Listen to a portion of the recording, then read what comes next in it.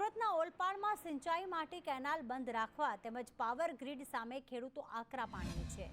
ખેડૂતોએ ખૂંટાઈ માતા મંદિરથી મામલતદાર કચેરી સુધી વિશાળ રેલી યોજી હતી, જેમાં સુરત, ભરૂચ અને અંકલેશ્વર સહિતના ખેડૂતો હજારોની સંખ્યામાં જોડાયા હતા।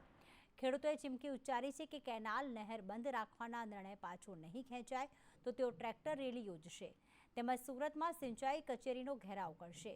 તેમનું કહેવું છે કે 90 દિવસ નહેર બંધ રહે તો ખેડૂતો દેવાદાર બને તેમ છે। મહત્વનું છે કે સમારકામ કરવા માટે નહેરને 90 દિવસ માટે બંધ રાખવા પરિપત્ર કરવામાં આવ્યો છે। एक तो 90 दिवस माटे मनस्वी रीते सूरत सिंचाई विभागना अधीक्षक इंजीनियर द्वारा काकरापार जमणा कांठा विभागनी नहेरों में 90 दिवस माटे पाणी बंद करवा माटेनो जाहेरात करवामां आवी छे। एमां खेडूतोए एक अवाजे एनो विरोध कर्यो छे अने आ जो पाणी बंद करवानो निर्णय रद्द नहीं करवामां आवे तो गामडाओमां सरकारना प्रतिनिधिओने नहीं घुसवा देवा।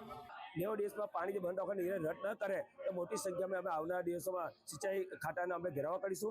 बीजो जो 20 ट्रांसमिशन लाइन है एने लईने अमे मुख्यमंत्री प्रधानमंत्रीश्रीए एक आवेदनपत्र आप्युं छे कि भाई सरकारना कायदा बदलाव करे अने बदलाव न करे तो खेडूत दीठ एक टावरना 2 करोड़ रुपया चूकववामां आवे।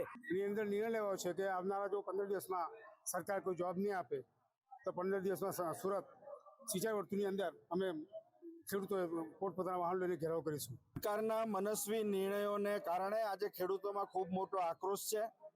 સરકારે કોઈ પણ જાતની વિચારણા કર્યા વગર માત્ર ભ્રષ્ટાચાર કરવા માટે થઈને આ પગલું ભરેલું છે।